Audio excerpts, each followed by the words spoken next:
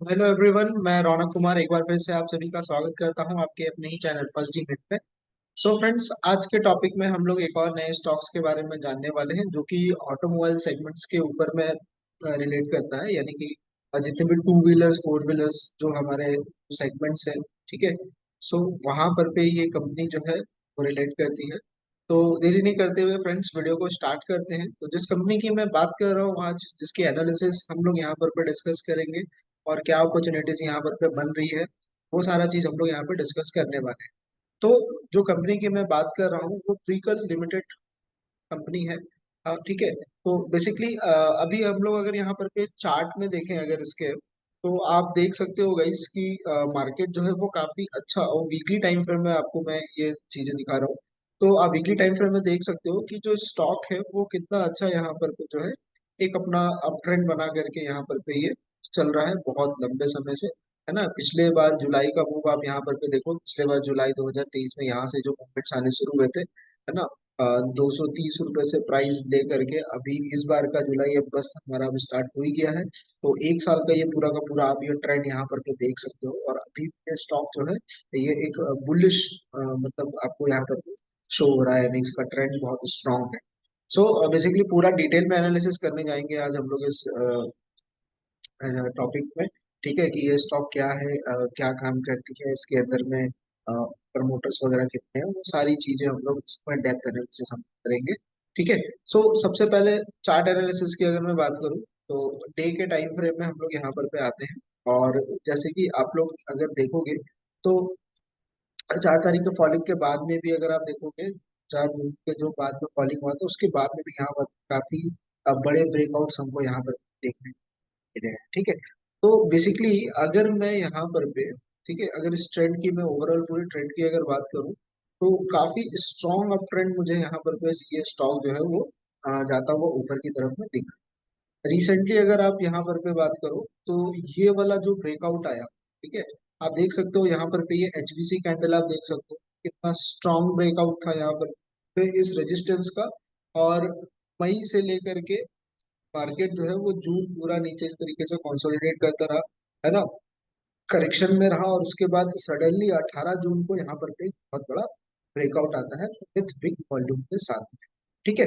तो मार्केट का ट्रेंड यहाँ पर पे पॉजिटिव है, एक बड़ा ब्रेकआउट भी यहाँ पर पे मिला है जिसके ऊपर में कोई हाई नहीं है। तो वो हमें देखना पड़ेगा कि प्राइस जो है गाइस वो कहाँ तक के लिए जो है वो मूवमेंट ऊपर की तरफ में कर सकता है। लेकिन फिलहाल अगर मैं बात करूँ, तो रेजिस्टेंस यहाँ पर पे बना हुआ है, वो ये वाला लेवल हमारा एक रेजिस्टेंस का है, यानी कि 516 के ऊपर में अगर ये ब्रेकआउट होता है तो डेफिनेटली यहाँ पर एक अच्छा मोमेंटम, एक अच्छा मूव को देखने को मिल सकता है। तो हम लोग इतना ही डिटेल में सिर्फ इसको यहाँ पर डिस्कस करते हैं। बेसिकली ये जो मार्केट है इसके अंदर में अभी चल के आ रहा है। तो बेसिकली अगर मैं यहाँ पे देखूंगा इस, तो जैसा मैं आप लोगों को हमेशा बताता हूँ कि मार्केट को ट्रेंड के हिसाब से ही आप लोग ट्रेड करें। ठीक है। जब भी कोई ऐसा बड़ा कैंडल बनता है तो मार्केट डेफिनेटली करेक्शन के लिए आता है, जैसे एनएफएल के अंदर में हुआ।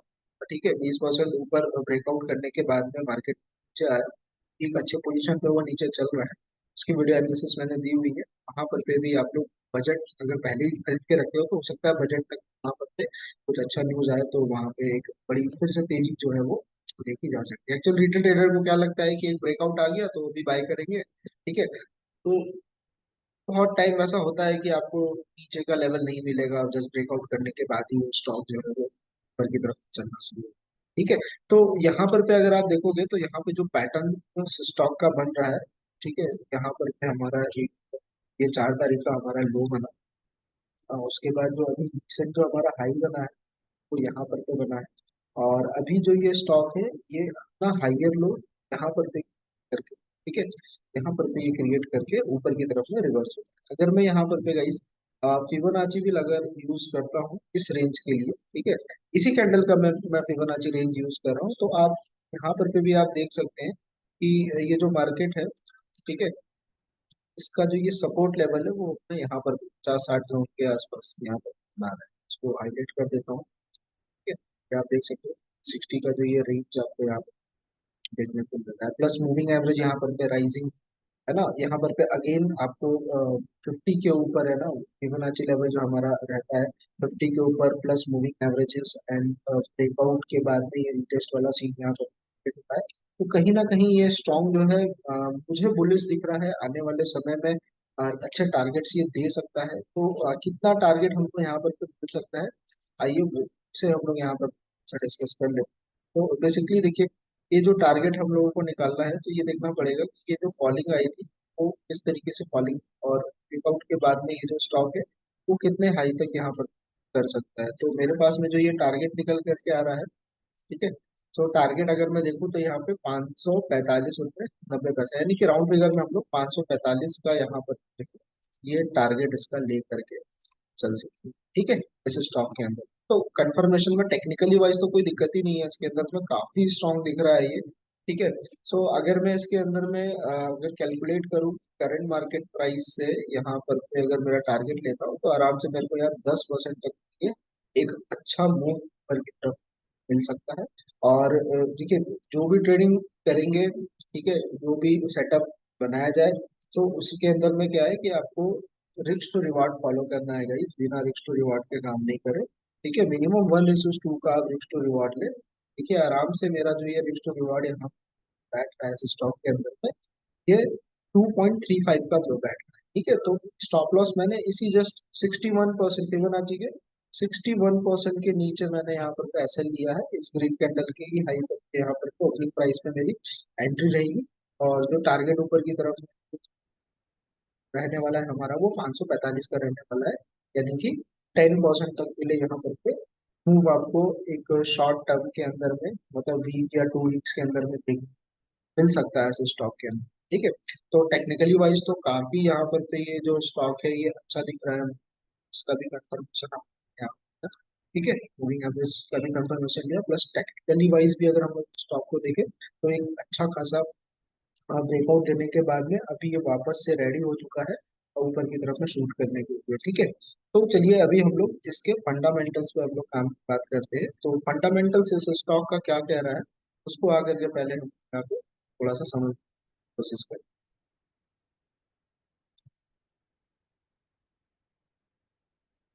सो अगर मैं कंपनी की बात करूं, तो कंपनी 60 बिलियन की कंपनी है, प्राइस टू अर्निंग रेशियो इसका 43 का चल रहा है, तो ये बहुत ज्यादा महंगा नहीं है। हालांकि थोड़ा सा वैल्यूएशन के हिसाब से 43 का भी थोड़ा महंगा दिख रहा है, लेकिन फिर भी मेरे मैं यही कहूंगा कि अभी फिलहाल इसको एक बार लिया जा सकता है, ठीक है। सो नीचे की तरफ में हम लोग अगर आए और इसके इनकम स्टेटमेंट की अगर मैं बात करूं, तो आप देख सकते हो क्वार्टर ऑन क्वार्टर इनका बिजनेस काफी ज्यादा यहाँ पर इंक्रीज किया है। इवन Q3 2023 का जो रिजल्ट था, 340 मिलियन का टोटल इनका रेवेन्यू था, तो Q4 में बढ़कर 415 मिलियन का यहाँ पर पे बढ़ गया। और ईयर ऑन ईयर एनुअली अगर मैं बात करूँ, तो एनुअली भी इनका जो बिजनेस है 2021 22 23 वहां पर पे आपका बढ़ा है। यानी कि 2021 में देखोगे तो 510 मिलियन था, उसके बाद फिर 1.25 बिलियन का टोटल इनकम था, और 2023 की अगर मैं बात करूँ लास्ट ईयर की, तो 1.41 बिलियन का यहाँ पे टोटल इंक्रीमेंट है। यानी कि quarter on quarter and annually reports इसके अर्निंग्स अच्छी है। परफॉर्मेंस की अगर मैं बात करूँ, तो पिछले 1 ईयर का रिटर्न 111%, 6 महीने का 28%, 3 महीने का 28%, एक महीने में लास्ट 11%, और अभी वीकली में थोड़ा सा यहाँ पर करेक्शन में स्टॉक है, वो ज्यादा रिटर्न नहीं, लेकिन आ सकता, पूरा होप है कि मार्केट जो है एक अच्छा रिटर्न्स यहाँ पर पे हम निकाल के दे सकता है एज पर एनालिसिस, और भी कंफर्मेशन हैं इसके जिसपे हम लोग आगे चर्चा करें, ठीक है। सो बेसिकली ये कंपनी करती क्या है, तो व्हीकल, आप यहाँ पे पढ़ सकते हैं, vehicle limited is a holding company which is engage in the manufacturing and sales of, ठीक है, instrument culture and other applied automobile, ठीक है, कंपोनेंट जैसे original equipment manufacturing and replacement market, in product in the dashboard instrument, ठीक है, sensor, accessories, oil pump, and other auto components. The company was founded by the NMD and LG Paranjulaji in 1972 and is headquartered Coimbatore, India. तो basically मुझे क्या समझ में आया कि देखिए, ये जो कंपनी है, ये जो गाड़ियों के जो डैशबोर्ड्स होते हैं वहाँ पे जो डिजिटल मीटर्स जो लगते हैं, ये वो डैशबोर्ड्स बनाने की कंपनी है, काम करती है। यानी कि ऑटोमोबाइल सेक्टर के अंदर में डीलर एंड होल्डर्स के अंदर गाड़ियों डैशबोर्ड्स रहते हैं, वहाँ पर अपनी सर्विस जो है प्रोवाइड करती है। तो चलिए इसके हम लोग वेबसाइट पे पहले चलते हैं, ताकि प्रोडक्ट्स को और हम लोग यहाँ पर पे जो है वो डिटेल में हम लोग समझ पाए, ठीक है। सो यहाँ पर पे हम लोग का ये आप देख सकते हो, इसका वेबसाइट यहाँ पर पे ओपन हो चुका है, ओके।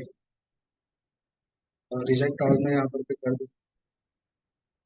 तो यहाँ पर भी आप देखिए सर्विस और व्हीकल्स, यानी कि टू व्हीलर्स हो गया, थ्री व्हीलर्स हो गया, पैसेंजर व्हीकल्स हो गया, कमर्शियल कमर्शियल व्हीकल हो गया, ट्रैक्टर हो गया, ऑफ रोड व्हीकल्स हो गए, इंडस्ट्रियल हो गया, ठीक है। मतलब हर तरह के व्हीकल्स के लिए जो है ये सर्विसेज जो है वो प्रोवाइड करवाते हैं। क्या प्रोडक्ट बनाते हैं वो भी देखेंगे। अच्छा, इनके जो अगर मैं कस्टमर्स की अगर मैं बात करूँ तो कस्टमर आप देख सकते हो जैसे कि होंडा, बजाज, BMW, टाटी, हार्ली डेविडसन, पियागो, ठीक है। जैसे काफी बड़े बड़े कावासाकी हो गया यहाँ पर पे, JBL हो गया, सॉरी JCB हो गया, अशोक लेलैंड हो गया यहाँ पे, मित्सुबिशी हो गया, मारुति सुजुकी, जितने भी आपको बड़े ब्रांड्स यहाँ पर पे, आप जितना ऑटोमोबाइल सेक्टर्स के अंदर KTM हो गया, आप जितना भी जानते हो, सारे के लिए जो है, ठीक है, हम जो है वो वर्क करते हैं। तो जितनी ये सारी कंपनियां क्या करती है, इनको जो है वो बिजनेस देती है, मतलब इस टाइप के जो डिजिटल मीटर्स होते हैं, जैसे मैंने आपको पहले ही बताया, ये सारी चीजें जो है ये कंपनी बनाती है इसके लिए, ठीक है। तो अच्छा मैन्युफैक्चरिंग का इनका बिजनेस है। तो गाइस, आप लोगों को आई होप यहाँ पे समझ में तो आ गया होगा कि ये कंपनी क्या काम करती है और क्या ये प्रोडक्ट मैन्युफैक्चरिंग करती है। नाउ यू डिसाइड कि ये कंपनी आगे भी सस्टेनेबल रहेगी या नहीं रहेगी, ठीक है। तो आपको क्या लगता है इस कंपनी के बारे में कि ये क्या प्रोडक्ट बनाती है और इसका क्या वैल्यू जो है वो आने वाले समय में हो सकता है। चलिए हम लोग अभी देखना करते हैं फटाक से इसके बाकी के पैरामीटर्स को हम लोग देख लेते हैं। तो व्हीकल यहाँ पर मैं डालता हूँ, सॉरी,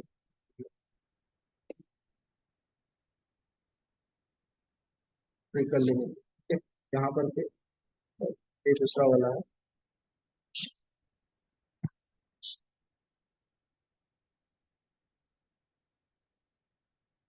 ठीक है।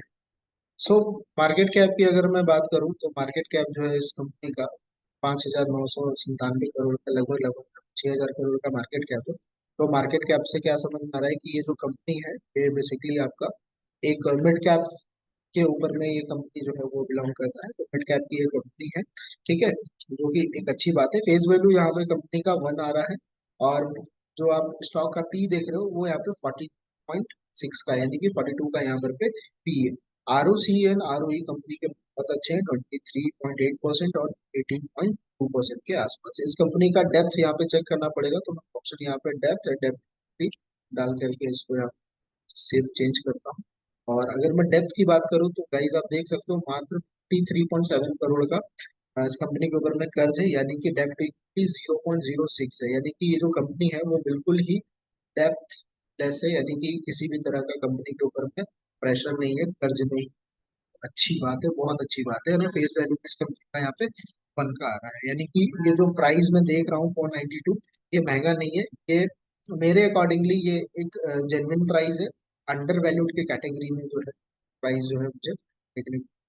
ठीक है, थोड़ा सा नीचे हम लोग जाएंगे तो आप यहाँ पे प्रॉस में भी यहाँ पे आप देख सकते हो कि कंपनी हैज रिड्यूस डेप्थ, कंपनी इज ऑलमोस्ट डेप्ट free, company has deliver good profit growth of 22.9% CARG over last 5 और कुछ कॉन्स भी है तो वो आप यहाँ पे देख सकते हैं, जैसे कि stock is trading 7.9 times it's book value, तो वैल्यू से 7.9 टाइम्स जो है ये ट्रेड कर, ठीक है। और कंपनी जो है अभी तक डिविडेंड पे आउट नहीं कर रही है, हो सकता है, देखिए जरूरी नहीं है कि कोई कंपनी डिविडेंड नहीं दे तो खराब, ठीक है, it depends on the company देती है नहीं देती, ठीक है।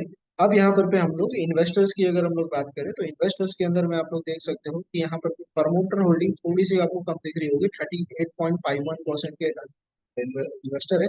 लेकिन मैं ज्यादा इंटरेस्टेड इसके अंदर में क्यों हुआ हूँ, क्योंकि FIDI का अगर आप डेटा देखोगे तो दिसंबर 2023 में FI के पास में 6.5% और DI के पास में लगभग लगभग 7% के आसपास स्टेक था। अचानक इन लोगों ने क्या किया, यहाँ पर पे 6% से 14%, 14.5% बना दिया, और ये लोगों ने 7% से बढ़ा करके 16.5% यहाँ पे बढ़ा दिया। इतना मैसिव बाइंग यहाँ पर भी ये होल्ड करके चल रहे हैं गाइस।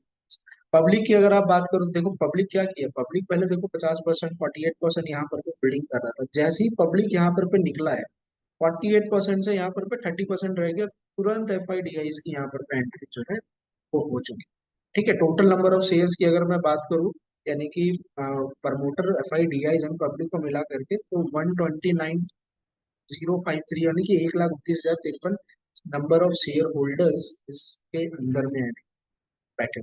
तो आप गाइस सोच सकते हो कि इतना बड़ा जो ये फाइन आया है एफ आई और डी आई इसकी तरफ से, तो ऐसे ही तो इस स्टॉक के अंदर बड़ा इन्वेस्टमेंट किया। ठीक है, ऊपर से पब्लिक फिगर यहाँ पे कम होती हुई मुझे दिख रही है, तो डेफिनेटली एक अच्छा साइन है ये। ठीक है, फंडामेंटली अच्छा है, टेक्निकली अच्छा दिख रहा है, काम समझ में आ रहा है कि कंपनी काम क्या कर रही है। ठीक है, ठीक, और बाकी चीजें भी आप यहाँ पर पे देख सकते हो कि टेक्निकली वाइज ये स्टॉक जो है इस तरीके से दिखता है। तो बहुत बड़ा टारगेट तो नहीं कि ये स्टॉक 1,000 का हो जाएगा, 2,000 का हो जाएगा, है ना, आपका पैसा 2 गुना 3 गुना हो जाएगा। तो एक छोटा सा सेटअप है जिसके अंदर टेक्निकली और फंडामेंटली स्टॉक अच्छा दिख रहा है। अगर आप ज्यादा लंबा समय होल्ड कर सकते हो, 6 महीना साल में, डेफिनेटली आपको रिटर्न अच्छे यहाँ पे हो सकते हैं। लेकिन फिलहाल के लिए तो मेरा जो टारगेट है इसके अंदर में 545 रुपये का टारगेट है as per technically and fundamental से इसके अंदर। तो आई होप फ्रेंड्स आपको ये वीडियो जो है वो अच्छी लगी हो तो लाइक शेयर एंड सब्सक्राइब करें। अगर किसी तरह का कोई डाउट है तो कमेंट्स करें, ठीक है, लाइक करें वीडियोस को। और मिलते हैं फिर गाइस नेक्स्ट वीडियो में एक अच्छे से स्टॉक और एक अच्छी सी नई लर्निंग स्टॉक्स के साथ। Thank you.